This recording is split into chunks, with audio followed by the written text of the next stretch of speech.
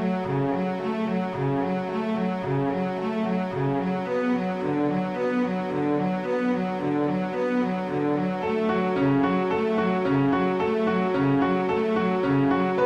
everybody, welcome back to another episode of Card Talk, a podcast where we spend just a little bit of time looking at cards from Lord of the Rings card game. I'm your host, Dave Walsh.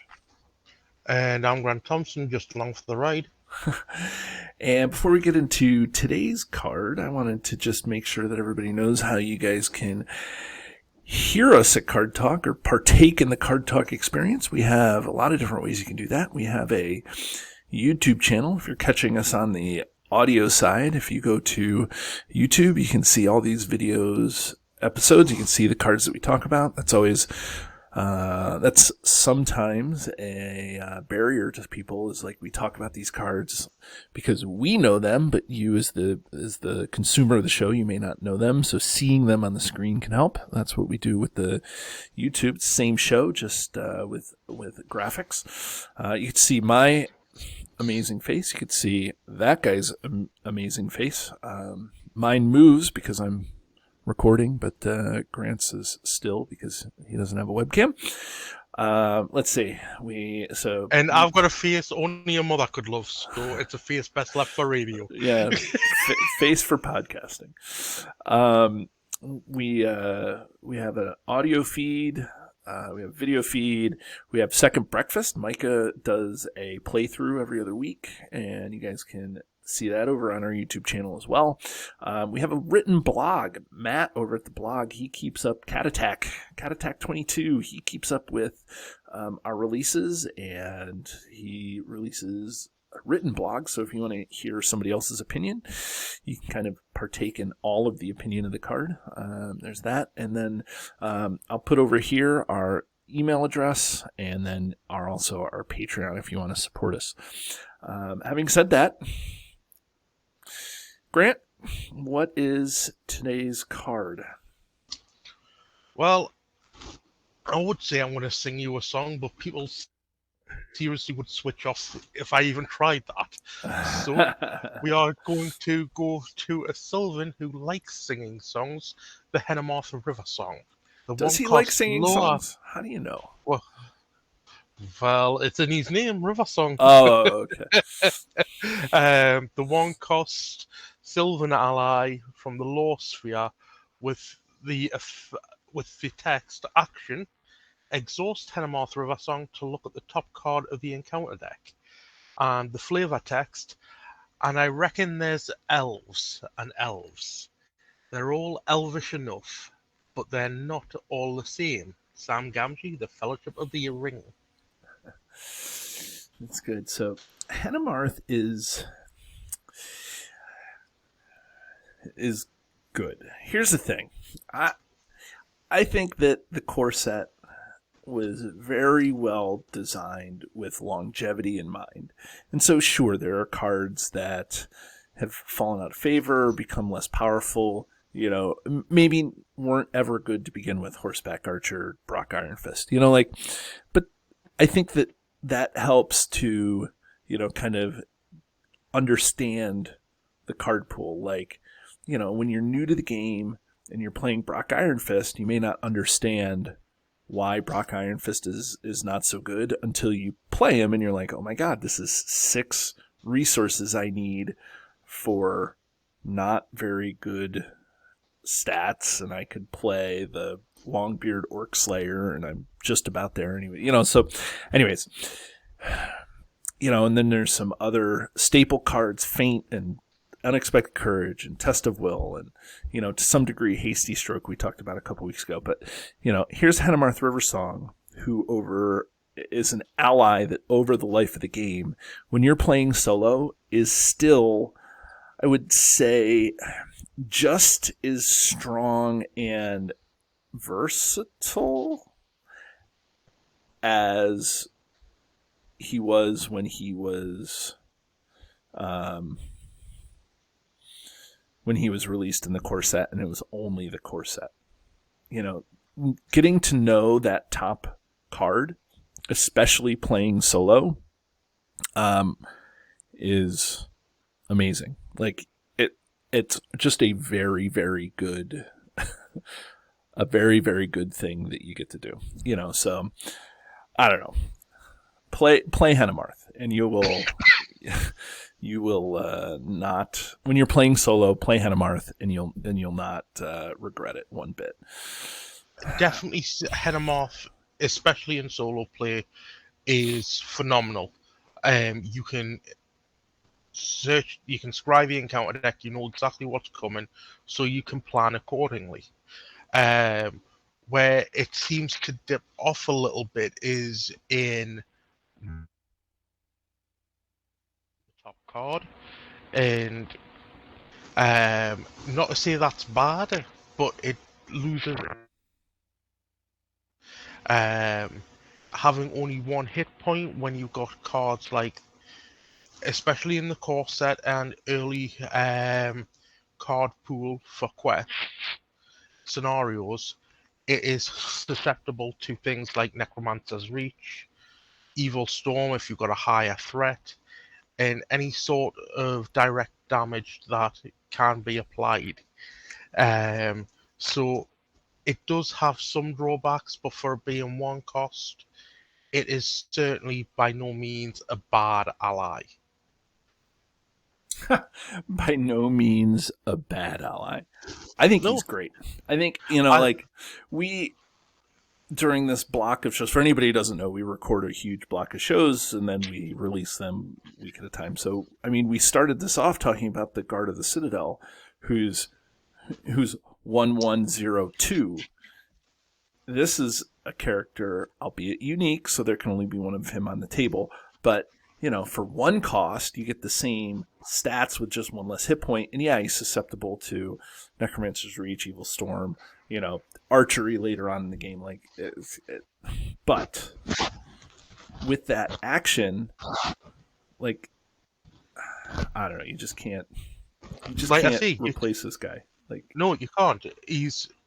If you've got him in your deck, he's going to show you some value. Even in multiplayer, he's going to show you value.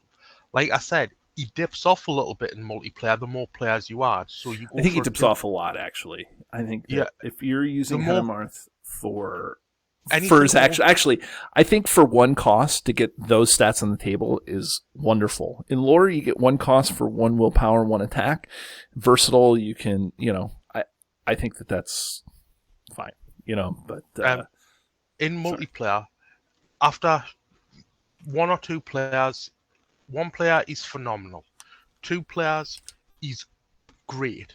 Anything after that, his value, especially for his effect, drops dramatically because obviously you can plan for an unexpected card, but when you get like 2 or 3 unexpected cards, does that one that you actually know really matter?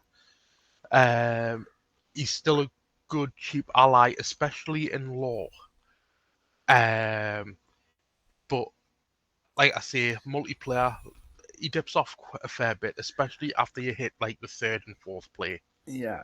And even if you're playing a Silvan deck, this is a great card to use for, tree people, out of sight, faint voices, because it only costs 1. Bring them back into your hand and spend 1 the next round. That actually leads into an interesting combo. You use his effect to scout the deck, then you bring him back with, say, Elven King or one of the other cards like Tree People or Elf Guide, and you've got, it saves them from effects like Necromancer's Reach. Right. Yep.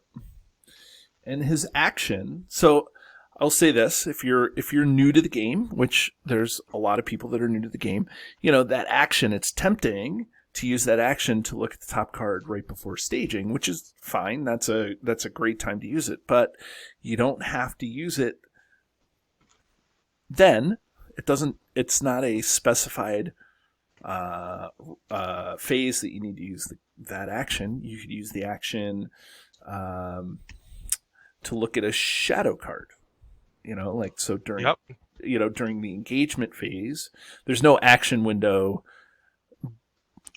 before combat begins. So it goes archery, deal shadow cards, and then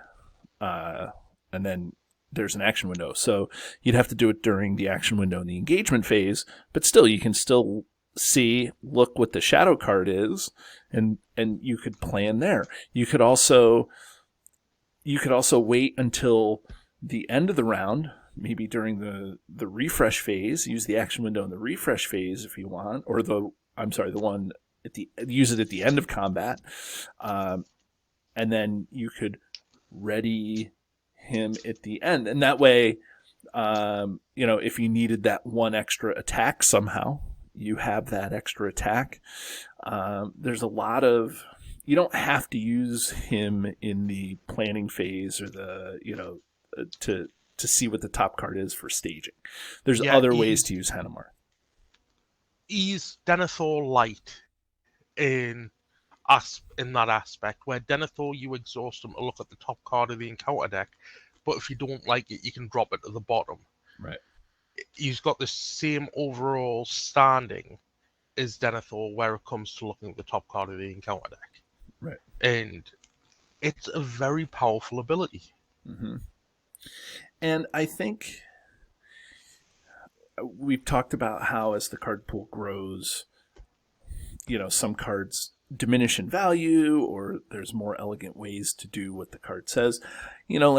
There has been a lot of scrying effects that have been added to the card pool. The most popular one by far is probably Furial, where you get to, as soon as she commits the quest, you get to look at the top card and decide if you want it or not. But I don't think that Furial replaces Henamarth. I think you run both of those in a deck. There's the Farsighted, where you get to look at the top 5 cards of the encounter deck. I think you run Farsighted, Furial, and Henamarth. I think that there's a scrying deck in there, that Henamarth slides right into and helps enhance his ability and isn't replaced by it. Like if you just need a little scrying, the thing is that you have a choice. You can use Furial, which costs 5, or you could use Henamarth, which costs 1. Not to then it comes down to deck building choices. So I don't think that Henamarth has been shoved out by the expanded card pool. I think he's been enhanced. I think that he has been that scrying the encounter deck has been made into I don't want to say a viable, it's hard to run it solo, but there is options there and things like that. But I think that Henamarth has been enhanced by the bigger card pool and not diminished. I'd agree with that. I think that where the conversation with Furial is concerned, that leaves Henamarth open to do shadow scrying rather than staging scrying. Right. So I'd necessarily run both for that reason. It saves Furial from a nasty shadow like Necromancer's Reach, because obviously only 1 hit point, but it also gives you advantage over, say, the dealing of shadow cards, so you know what's coming out, so you can plan accordingly for combat. And he slides into a Silvan deck. He slides into a Silvan deck. So I think that, I don't know. It's just very good. He's a phenomenal card. Yep. And I agree with you. He doesn't suffer from the card pool fatigue that, say, Gondorian Spearman, God of the Citadel, or Hasty. I would say even Gondorian Spearman. Yeah. They all suffer from card pool fatigue. This one doesn't. Yeah. I'd look at this card now and I'll think, oh, I could put this in this deck. Whereas some of them, it's like, I don't have room for that. Right. Yeah. Shall we ring? What about the artwork? Yeah. The only I'm getting very Legend of Zelda Link vibes from this guy. But Yeah. so it's again core set art. It's not top of the game. It's not Magali, but maybe it is Magali. I don't know. Sometimes I say this and I get no. No, this is Gen Z. Right. So, but I get Link vibes. So it's a little cartoony to me, but it's it's bright, it's elfy. So I like it. I don't love it, but I like it. What about you? Yeah, I'm in the same boat as you. I do like it. I like the different shades of greens that they use. It's not all just one solid block of green. Right. I like the full artwork version that was released in a 2-player limited edition starter set. Mm-hmm. But it really does give off that elven feel, but also the feeling, as you said, of Link from The Legend of Zelda. Right. That's pretty wild. There was one other thing I was going to say about this. I don't know. I was going to say. Oh, the other thing I was just going to say is that of this card, for anybody who is into the lore, or in this case, not into the lore, Henamarth was purely made up for. FFG made this character up. So you're not going to find any information about Henamarth and who Henamarth was as a Silvan. Not to say that there wasn't, an elf in well, there wasn't an elf. I was going to say that, maybe, I don't know, whatever. This is a made up character. It could have been, but it wasn't a character that did anything of note within the series. Right. So, should we Riversong this guy? Yeah, let's do a song.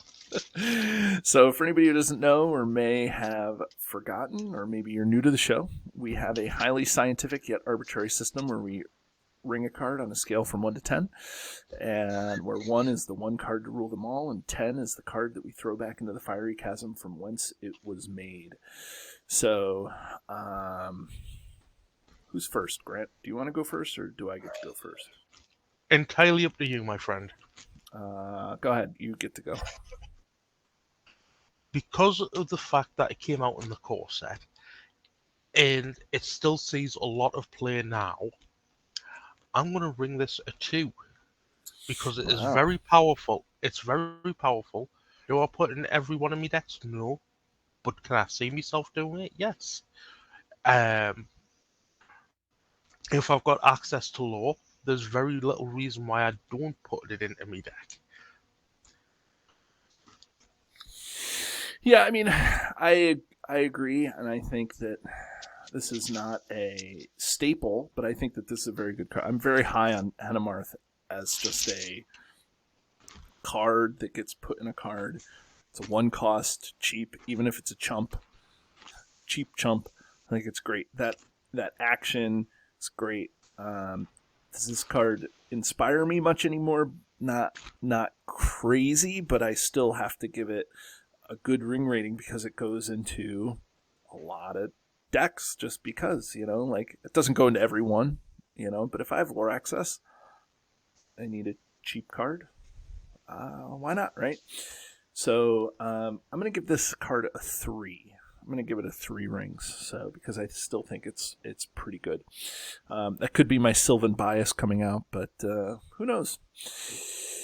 Well, everybody, that's our show on Henamarth Riversong. So join us again next week as we talk about more cards in the game. Have a great day, everybody. Do you love the content? Here's what you can do to stay connected. Become a patron. The money collected through Patreon goes into keeping the lights on here at the podcast. We love our patrons, and you can join at many different levels. Visit patreon.com/cardtalk2018. You can subscribe to us, whether you're watching our YouTube channel or you're listening to us in your favorite podcatcher. Hit the subscribe button to get notifications of all our new episodes. Didn't know we were an audio podcast? Find us by searching Card Talk to get access to our 120 plus regular episodes. Didn't know we were a video channel? Find us by searching Card Talk LOTR LCG on YouTube. And there you can find not only our regular episodes, but you can find our bonus playthroughs and other content related to the game. Want to get a hold of Ted, Grant, or myself? feel free to email the podcast at cardtalk2018@gmail.com.